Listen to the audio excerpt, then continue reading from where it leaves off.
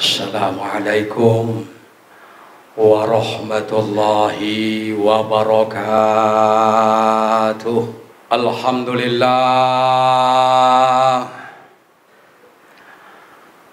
Alhamdulillahilladzi hamdan katsiran kama amar.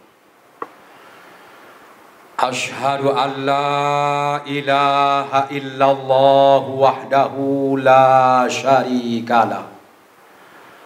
Wa ashhadu anna Muhammadan abduhu wa rasuluh. Allahumma salli wa sallim wa barik ala sayyidina Muhammadin wa ala alihi wa sahbihi ajma'in. Amma ba'du fa ya ibadallah, usikum wa nafsi bitaqwallah wa ta'atihi la'allakum tuflihun. Yaqulullahu ta'ala fil Qur'anil Karim wa huwa asdaqul qaili. Bismillahirrahmanirrahim. Inna a'tainakal kautsar fasalli li rabbika wanhar. Inna syani'aka huwal abtar. Wa qala an-nabiyyu sallallahu alaihi wa alihi wasallam, khiyaru ummati yudahuna wa shiraru ummati la yudahuna. Sadaqallah wa sadaqa Rasulullah sallallahu alaihi wasallam. Ma'asyiral muslimin rahimakumullah, jamaah sholat Jumat, para hamba-hamba Allah yang berbahagia. Alhamdulillah, marilah kita kembali bersyukur kepada Allah Subhanahu wa ta'ala. Shalawat dan salam tidak lupa pula kita sanjungkan kepada pangkuan alam, junjungan Nabi kita Muhammad sallallahu alaihi wasallam. Mengawali khutbah kita pada siang hari Jumat yang mulia ini, marilah kita senantiasa berusaha, bekerja keras untuk meningkatkan kualitas iman dan kadar takwa kita kepada Allah Jalla Jalaluh. Dalam arti kata takwa yang sebenar-benarnya, yaitu melaksanakan segala perintah-perintah Allah dengan secara sungguh-sungguh dan menjauhi segala larangan-larangan Allah dengan secara sungguh-sungguh pula. Yakin dan percayalah, hanya dengan bekal iman dan takwa itulah kita akan menemukan dan merasakan kebahagiaan hidup, baik di alam dunia yang fana ini, lebih-lebih lagi di negeri akhirat kelak nanti. Ma'asyiral muslimin rahimakumullah, jamaah sholat Jumat yang berbahagia. Pada hari ini kita telah memasuki hari Jumat yang kedua di bulan Zulhijjah. Di tahun ini dengan jelas kita saksikan bahwa ada perbedaan di dalam menentukan hari raya Idul Adha tahun 1443 Hijriah.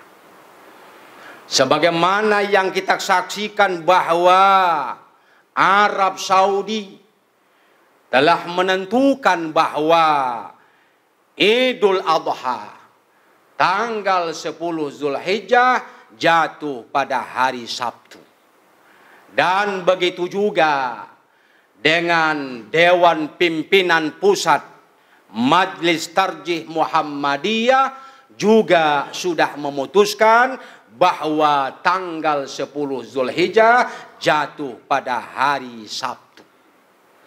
Namun hasil sidang isbat Kementerian Agama Republik Indonesia memutuskan bahwa tanggal 10 Zulhijjah jatuh pada hari Ahad tanggal 10 Juli tahun 2022. Ini jelas ada perbedaan di antara kita. Lalu kenapa ini bisa terjadi? Orang-orang awam, kebanyakan daripada umat ini akan bertanya-tanya, kenapa ini bisa terjadi? Jawabannya adalah metodologi yang dipergunakan untuk melihat hilal itu berbeda. Apabila caranya berbeda, tentu hasilnya juga akan berbeda. Apa perbedaannya? Yang pertama adalah hilal dilihat dengan secara hisab. Lalu yang kedua, hilal itu dilihat dengan cara menyempurnakan daripada bulan tersebut. Jadi ini yang membuat perbedaan jatuhnya Idul Adha pada tahun ini. Oleh karena itu orang yang alim, orang yang berilmu, mereka tidak akan mempersoalkan perbedaan ini. Mereka tidak akan memperdebatkan perbedaan ini. Silahkan yang ikut Arab Saudi besok melaksanakan Idul Adha, silakan dan tafadhol. Dan bagi yang mengikuti keputusan dari Kementerian Agama, salat Idul Adha-nya hari Ahad, tafadhol silahkan. Kenapa? Karena kedua-duanya ada dalil, ada dasarnya, ada argumentasinya, ada hujjahnya. Dan ini adalah ijtihad. Apabila ijtihad ini betul, maka dia akan mendapatkan 2 pahala. Namun apabila ijtihad ini salah dan keliru, tetap mendapatkan pahala, tetapi pahalanya cuma 1 pahala saja.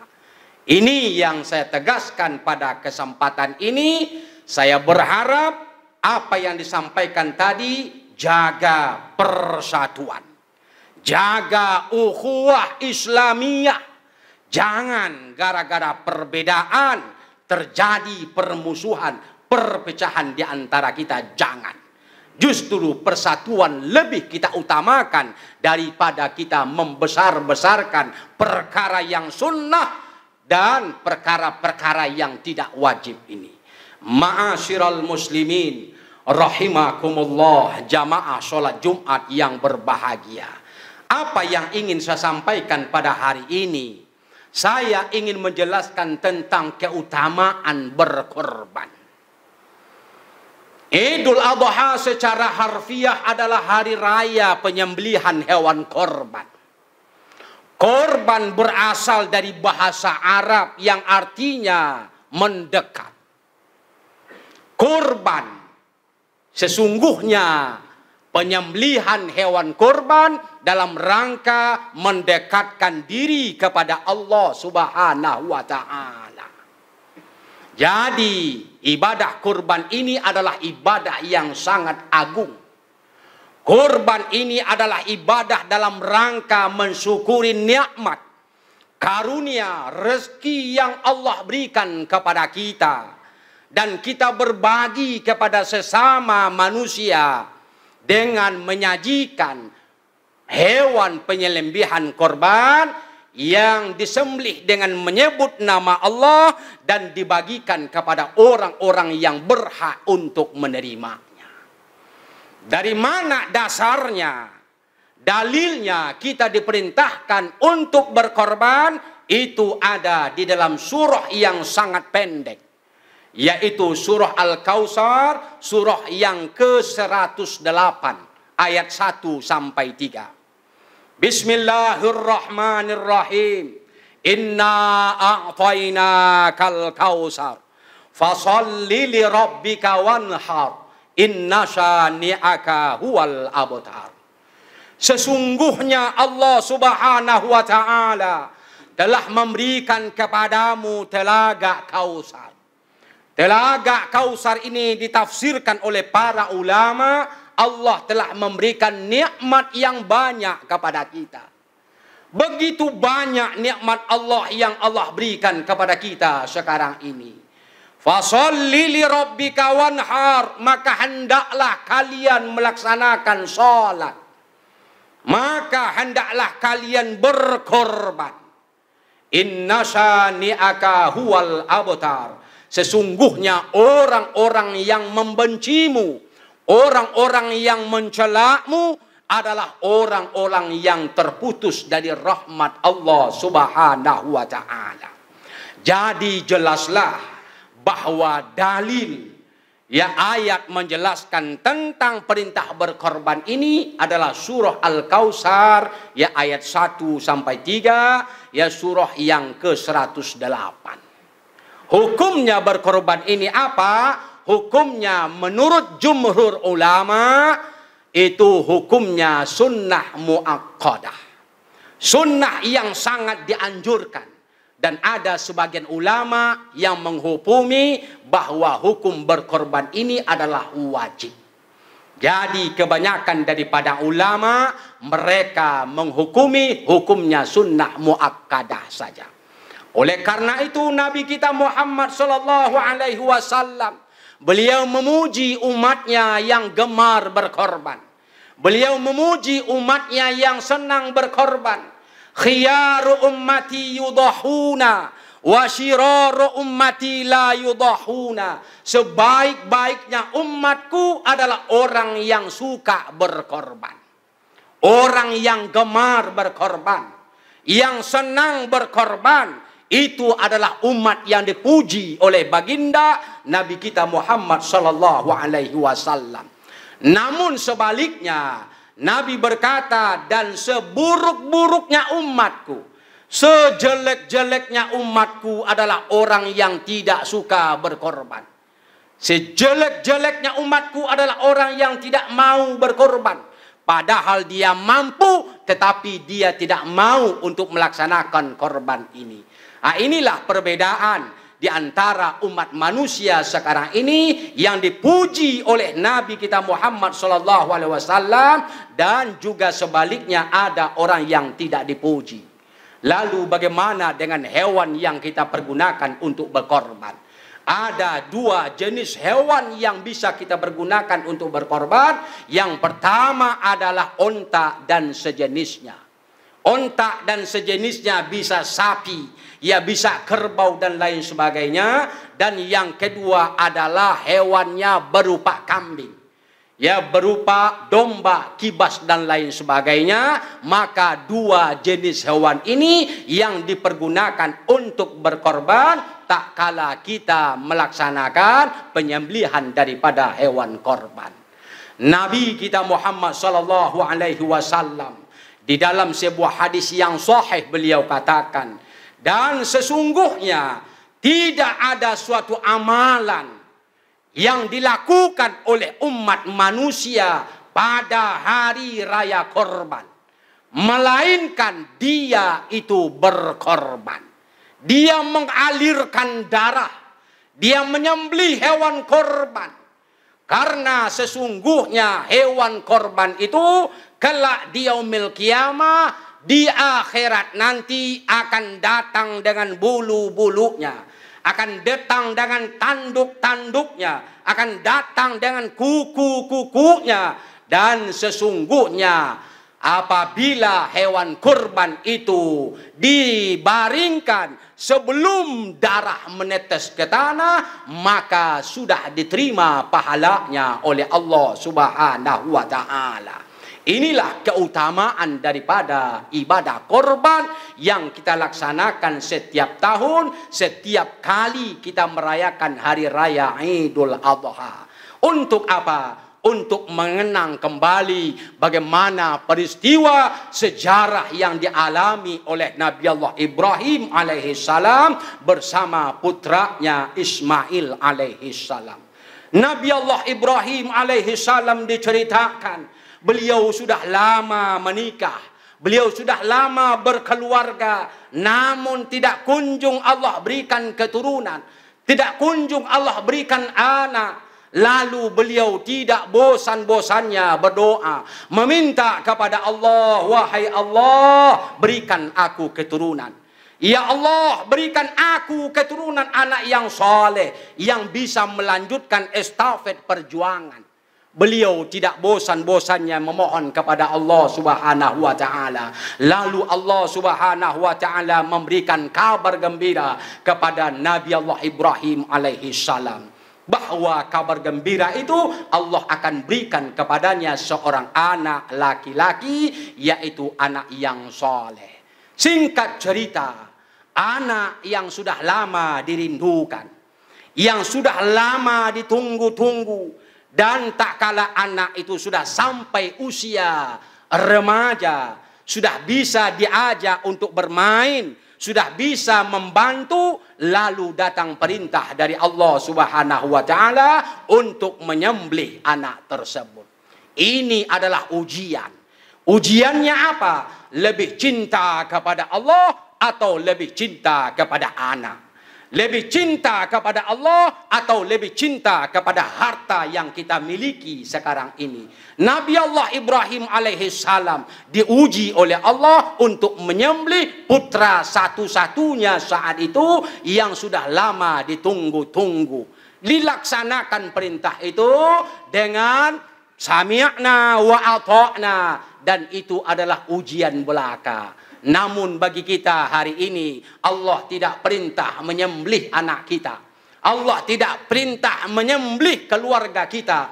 Allah hanya mengambil sebagian kecil daripada harta yang kita miliki, kita belikan kepada sapi, kita belikan kepada kambing, lalu kita berkorban di saat Idul Adha. Itu saja permintaan Allah kepada kita hari ini, dan mudah-mudahan bersyukurlah, berbahagialah orang-orang yang tahun ini Allah berikan keluasan rezeki dan dia mampu untuk berkorban, maka insya Allah dia termasuk orang-orang yang dipuji oleh Nabi kita Muhammad sallallahu alaihi wasallam.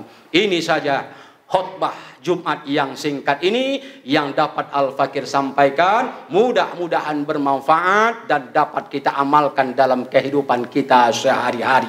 Barakallahu li wa lakum fil Qur'anil azim wa nafa'ni wa iyyakum bima fihi minal ayati wa zikril hakim wa taqabbala minni wa minkum tilawatahu innahu huwas sami'ul alim. Aqulu qawli hadza wa astaghfirullahal azim li wa lakum ولسائر المسلمين والمسلمات والمؤمنين والمؤمنات فاستغفروه إنه هو الغفور الرحيم. الحمد لله الحمد لله الذي هدانا لهذا وما كنا لنهتدي لولا أن هدانا الله. أشهد أن لا إله إلا الله وحده لا شريك له الملك الحق المبين وأشهد أن محمدا عبده ورسوله صادق الوعد الآمين. اللهم صل وسلم وبارك على سيدنا محمد وعلى آله وصحبه أجمعين. أما بعد فيا عباد الله اتقوا الله حق تقاته ولا تموتن إلا وأنتم مسلمون. واعلموا أن الله تعالى صلى على نبيه قديما فقال الله تعالى إن الله وملائكته يصلون على النبي يا أيها الذين آمنوا صلوا عليه وسلموا تسليما.